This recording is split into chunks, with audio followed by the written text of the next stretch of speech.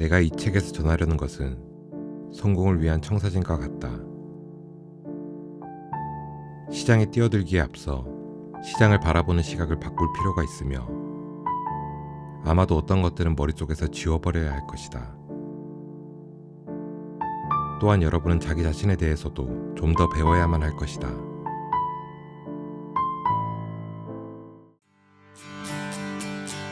빛지나 작은 책장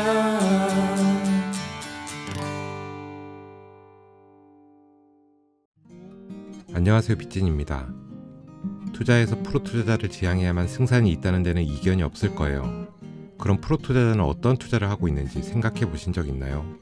오늘 읽어드릴 책은 프로 투자자에 대한 이야기인데요. 사실 대부분의 개인 투자자들은 투자 시장에서 아마추어로 분류됩니다. 1, 2년 투자로 돈을 벌었다고 해서 프로 투자자라고 할 수 있을까요? 아니면 차트의 방향성과 상승할 종목을 몇 번 맞췄다고 해서 프로 투자자라고 할 수 있을까요? 1, 2년을 벌었지만 결국 손실을 본 투자자들, 차트의 방향성과 종목을 여러 번 맞췄지만 막대한 손실을 본 투자자들을 주위에서 흔히 볼 수 있습니다. 결국 그들은 다 아마추어였던 것이죠. 프로 투자자를 지향한다고 하지만 현재 차트의 고점과 저점을 찾는 데만 혈안이 되어 있는 우리들은 결국 아마추어로 남을 수밖에 없을 것입니다. 제가 생각하는 프로 투자자는 투자 시장에서 적어도 10년 이상 오랫동안 수익을 내며 살아남은 투자자들이라고 생각합니다. 정말로 이런 투자자들은 미디어나 주위에서도 찾아보기 힘든 게 현실이죠. 그래서 오늘은 20년간 프로 투자자로 살아남은 작가의 이야기를 들려드리려고 합니다. 이 책을 보고 나면 여러분들이 투자를 대하는 자세와 방법이 180도 달라지지 않을까 생각합니다. 제가 오늘 읽어드릴 부분은 시장에 대한 오해와 진실 부분인데 실제 이 책에는 기술적인 부분도 꽤 자세히 잘 설명이 되어 있으니 꼭 구매해서 보시길 추천드립니다. 지금부터 진짜 프로 투자자의 이야기를 한번 들어보시죠. 프로는 어떻게 매매하는가? 지은이, 데이브 랜드리, 옮기니, 정진근, 편행곳, 에디터. 시장에 대한 오해. 전문가들은 시장이 언제 상승할지 정확히 알 수 있다. 소위 전문가라는 사람들이 터무니없는 확신을 갖고 시장에 대한 자신의 견해를 말하는 것을 보면 놀라지 않을 수 없다. 내가 알고 지내는 사람들 중에는 텔레비전에 나오는 전문가가 주가가 바닥을 친 것이 확실하다고 말했다는 이유만으로 특정 종목을 매수했다며 내게 자랑스럽게 말하곤 한다. 그들이 말하는 것이 무엇을 의미하는지 함께 생각해보자. 어떤 종목이 저점을 찍었다는 것을 100% 확신할 수 있으려면 여러분은 세상의 모든 것을 알아야만 한다. 그 회사의 CEO가 심장마비로 갑자기 죽지는 않으리라는 사실을 알아야 하고 설사 그런 것을 안다 해도 거기서 끝나는 것이 아니라 그와 관련된 다른 모든 것들도 알아야만 한다. 여러분은 그 CEO가 성추문이나 회계 부정을 저지르거나 회사 공금을 횡령하지 않을 것이라는 사실도 알아야만 한다. 엉뚱하게 들릴지 모르겠지만 지금 내가 하고 있는 말들을 믿어야 할 것이다. 그런 일들은 언제 어디서든 충분히 일어날 수 있는 일들이기 때문이다. 여러분은 또한 그 회사의 지분을 많이 보유한 헤지펀드가 단지 지분을 보유하는 데 그치지 않고 추가 매수까지 고려한다는 사실도 알고 있어야만 한다. 게다가 수많은 소액주주들이 매도를 고려하지 않고 있다는 사실도 알고 있어야만 한다. 또한 여러분은 테러리스트의 공격이 더 이상 없을 것이라는 사실도 알고 있어야 한다. 전 세계 경제가 호황을 이어갈 것이라는 사실과 시장에 대한 정부의 간섭이나 현재 그 회사의 우호적인 법률의 변경 따위는 없을 것이란 사실도 알아야만 한다. 여러분이 알아야 할 것은 끝이 없다. 내가 말하고자 하는 요점은 바로 이것이다. 어느 누구도 모든 것을 전부 알 수는 없다. 즉 100% 확신을 갖고 예측한다는 것은 전지전능한 신의 영역이다. 저점에 사서 고점에 팔아라. 여러분은 주식시장의 오래된 격언인 저점에 사서 고점에 팔아라는 말을 알고 있을 것이다. 여기서 문제는 그 누구도 언제가 저점인지 알 수 없다는 사실이며 하락 추세가 이어져 아주 낮은 가격대에서 거래되는 종목이라 할지라도 그 낮은 가격대에서 더 하락할 수 있다는 사실이다. 2008년에 저점인 것처럼 보였던 종목들의 주가가 2009년에 더 하락한 예는 수없이 많다. 그리고 여기에도 하나의 예가 있다. 2008년 4월 28일 억만장자이자 재계 거물인 커크 코코리언은 자신의 투자회사인 트라신다를 통해 포드 자동차 주식을 8.5달러에 2천만 주 매수했다. 커코리언에게는 포드의 주가가 매우 싼 것처럼 보였을 것이다. 어쨌든 그 이전에 포드의 사상 최고가는 주당 39달러였으므로 이런 가격은 터무니없이 싼 가격처럼 보이는 것이 사실이다. 주당 8.5달러라는 가격은 고점 대비 거의 80%나 할인된 가격이었지만 이 회사의 주가는 몇 달이 지나지 않아 주당 2달러 언저리에서 거래되었고 결국 코코리아는 1억 2,500만 달러에 달하는 손실을 보았다. 설상가상으로 그해 10월 21일 트라신다는 자신들이 보유한 포드 주식의 매각을 발표했다. 안 그래도 하락하던 포드의 주가는 이 발표로 인해 더 곤두박질 칠 수밖에 없었다. 저점에서 주식을 사려는 것은 패배자들이 주로 사용하는 전략이다. 앞으로 이 책을 끝까지 읽는다면 여러분도 곧 알게 되겠지만 주식은 비싸게 사서 더 비싼 가격에 파는 것이 훨씬 좋은 방법이다. 시장이 상승하거나 하락하는 것은 다 원인이 있다. 주식 관련 매체에서 날마다 시장이 상승하거나 하락한 원인을 설명하는 것을 보고 있을 때면 내심 놀라지 않을 수가 없다. 그들은 항상 주가가 상승하거나 하락한 직접적인 이유가 있는 것으로 추측한다. 여러분이 해야 할 일은 그 연관성을 알아내는 것뿐이다. 하지만 실제로는 그런 연관성이 없다는 것이 문제다. 월요일에 국제 유가 상승으로 시장이 하락한다. 화요일이 되자 국제 유가는 하락 반전되었지만 시장은 그 영향을 무시하고 계속 하락한다. 그러면 주식 관련 매체들은 재빨리 다른 원인을 찾기 시작한다. 수요일이 되자 국제 유가는 급등했지만 주식시장은 이를 무시하고 큰 폭의 상승 흐름을 보여준다. 매체는 이 현상을 설명하기 위해 또 다른 원인을 찾느라 분주하고 국제 유가의 상승에도 불구하고 주식시장이 상승했다는 사실 자체를 애써 무시하려고 한다. 목요일이 되자 국제 유가는 소폭 상승하고 주식시장은 폭락한다. 매체는 그때서야 또다시 국제 유가의 상승을 주식시장 하락의 범인으로 지목하는 것이다. 대개 시장이 상승하거나 하락하는 데는 특별한 이유는 없다. 그저 시장 참여자들이 자신들의 감정에 휩쓸려 매매를 하고 있을 뿐이다. 진실과 추측을 혼동하지 마라. 기술적 분석은 허튼 소리일 뿐이다. 기술적 분석은 기본적으로 시장을 예측하기 위해 차트를 사용하는 것을 말한다. 차트는 주식시장뿐 아니라 모든 사업 분야에서 사용되는 중요한 도구이다. 그런데 유독 주식시장에서는 왜 그렇게 많은 사람들이 차트 사용을 거부하려 하는지 나는 이해되지 않는다. 매일매일의 일봉 차트에 무슨 마법 같은 의미가 있는 것은 아니다. 그것은 그날 하루에 모든 시장 참여자들이 낸 매수 주문과 매도 주문을 기초로 해당 주식이 어떻게 매매되었는지를 알려줄 뿐이다. 거대한 기관 투자자가 매매에 참여했을지라도 그저 차트의 일부로 들어가 있을 것이다. 내부 정보를 잘 알고 있는 내부자가 거래를 했다고 해도 그 거래는 그저 차트의 일부로 포함될 뿐이다. 따라서 차트는 거대한 기관 투자가에서 초보 투자자에 이르기까지 모든 시장 참여자들의 거래 결과를 반영한다.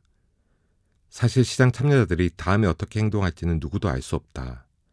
하지만 그들이 지금까지 어떤 행동을 보여주었는지는 정확히 알 수 있다. 차트의 패턴은 그들과 다른 참여자들이 다음에는 어떻게 행동할 것인가에 대한 심리를 반영해 보여준다. 시장은 항상 괜찮다. 나쁜 뉴스를 전하는 것이 신문의 판매 부수를 늘릴 수는 있겠지만 텔레비전에서 시황 해설자가 하는 말로는 어울리지 않을 것이다. 대부분의 사람들이 텔레비전 시황 방송을 틀었을 때 주식시장이 침체되어 있다는 말을 듣고 싶어 하지 않는다. 그와는 반대로 최악의 상황은 넘겼으며 시장은 다시 반등할 것이므로 보유한 주식을 처분하지 말라는 말을 듣고 싶어 한다. 나는 사람들이 긍정적인 얘기를 더 많이 듣고 싶어 한다는 사실을 수없이 목격했다. 지금까지 주식시장에 대한 부정적인 전망을 밝히는 내 기사의 제목이 편집자에 의해 애매모호한 것으로 바뀐 적이 한두 번이 아니다. 상승장을 예견하는 것처럼 바꾸는 편집자도 있었다. 금융 관련 뉴스나 기사를 보는 것은 좋은 일이다. 하지만 거기에는 뭐든 긍정적으로 포장하려는 경향이 숨어 있다는 사실을 명심해야 한다. 심지어 시장이 무너지고 있는데도 장밋빛 전망을 내놓는 경우도 있다. 어딘가에 상승하는 종목이 반드시 있다. 사람들은 개별 종목들을 모두 살펴보면 상승하는 종목이 반드시 하나는 있다고 말하면서 열심히만 살펴보면 시장 상황과 관계없이 매수할 종목을 찾을 수 있다고 말한다. 그러나 2008년의 글로벌 금융위기는 이런 바람을 무참히 짓밟았다. S&P 500 지수는 2008년 초반부터 2008년 11월 20일까지 50% 가까이 떨어졌다. 같은 기간 모닝스타가 평가하는 모든 펀드의 가치가 하락했다. 대부분의 펀드는 시장보다 더 많이 가치가 하락했다. 심지어 하락률이 가장 작은 펀드조차 연간 수익률로는 사상 최악의 결과를 내고 말았다. 종목이나 시장을 잘 선택하면 잘 나가는 종목을 고를 수 있다는 것이 전혀 틀린 말은 아니다. 하지만 언제든지 그런 일을 기대할 수 있는 것은 절대 아니다. 시장의 진실. 주식시장의 격언 중에는 진실이 몇 가지 있다. 주가는 하락하는 속도가 상승하는 속도보다 더 빠르다. 대개 무언가를 만드는 것보다는 파괴하는 것이 더 빠른 것처럼 말이다. 주식도 예외는 아니다. 작은 손실이 언제 갑자기 큰 손실로 바뀔지 모르기 때문에 적당한 손실을 보면 빠져나올 궁리부터 해야 한다. 다행스러운 점은 특히 대세 하락 중인 시장에서는 이러한 경향을 이용해 공매도로 이익을 취할 수 있다는 사실이다. 여러분에게 주식을 공매도할 의지가 있다면 이후에 하락하는 시장에서 살아남는 것은 물론 오히려 더 큰 이익을 취할 수도 있을 것이다. 시장은 감정에 의해 좌우된다. 주식 매매는 감정에 의한 것이다. 현실을 바탕으로 거래가 이루어지는 것이 아니다. 주식은 현실에 대한 사람들의 인식을 통해 거래되는데 그 현실 인식이라는 것이 인간의 감정에 조종을 받는다.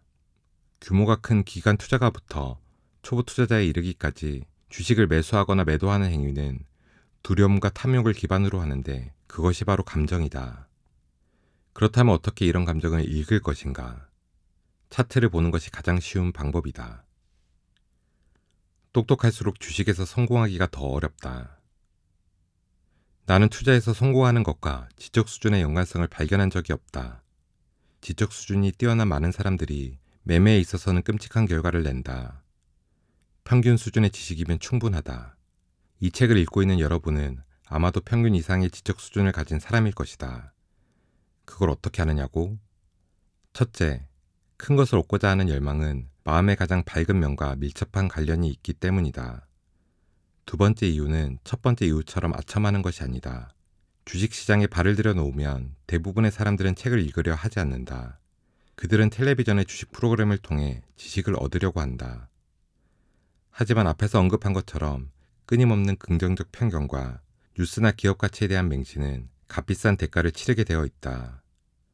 주제에서 약간 벗어난 것 같지만 내가 말하고자 하는 요점은 여러분이 매매 지식을 얻기 위해 텔레비전을 보는 것에서 한 단계 더 나아가 이 책을 보고 있다는 사실이다. 확신하건대 여러분은 평균 이상의 지적 수준을 가진 사람이다.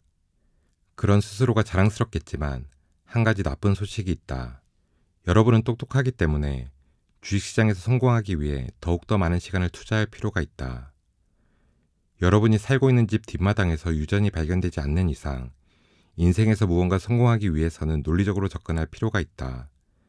하지만 주식을 매매할 때는 종종 그런 논리가 무용지물이 된다. 여러분은 시장 참여자들의 두려움과 탐욕을 상대하고 있기 때문이다.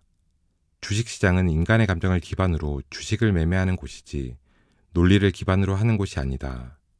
시장의 움직임에 대한 원인을 설명하려고 노력하는 것은 모두 부질없는 일이다. 그렇게 쉬운 것이라면 왜 모든 사람이 하지 않는가? 아주 좋은 질문이다. 사람들은 대부분 할인 판매를 좋아한다. 만약 $50에도 괜찮아 보이던 주식이 있다면 $40는 굉장히 할인 판매하는 것처럼 느껴질 것이다. 그 주식이 $30로 떨어진다면 그야말로 초특가 할인 판매처럼 보인다. 이렇게 싼 물건을 찾아 헤매는 인간의 본성 때문에 사람들은 추세와 맞서 싸우려고 한다. 그런 사람들은 주가가 박살이 나서 곤두박질 치고 있어도 포기하지 않을 뿐만 아니라 오히려 추가 매수를 하기도 한다. 하지만 이 같은 물타기는 손실을 키우는 지름길일 뿐이다. 시장을 이기려 하는 것은 인간의 본성이다. 나에게서 시장이 추세를 형성할 때 추세에 따라 매매하도록 배운 사람들은 대부분 처음에는 성공적으로 매매한다. 그들은 이제 매매가 쉬운 일이라고 생각하는 경향이 있다. 탐욕이 고개를 들기 시작하고 좀 더 성공하기 위해 시장을 이겨보려고 애쓰게 된다. 그들은 추세가 시작되기도 전에 시장에 진입해 고점과 저점을 찾아내려고 애를 쓰다가 추세가 끝나기도 전에 빠져나온다. 그리고 필연적으로 발생하는 일련의 손실들을 겪고 나서 추세 추종 매매가 더 이상 통하지 않는다고 생각한다. 그들은 이제 다른 매매 시스템을 실험하기 시작한다. 때로는 괜찮은 방법을 찾아내 자신들의 새로운 매매 전략이 시장과 잘 들어맞는 최저값을 용케 찾아낼 수도 있을 것이다. 하지만 그것은 생명력이 길지 않기 때문에 그들은 10중8구 또 다른 접근법을 찾아 헤매게 된다. 어떤 접근법이든 결국은 시장과 영원히 잘 맞지 않는 것으로 결론나기 때문이다. 나는 매매가 쉬운 것이라고 언급한 적이 없다. 하지만 열심히 노력하고 약간의 상식만 갖추었다면 여러분도 매매에서 성공할 수 있을 것이라고 확신한다. 이상 비진이었습니다.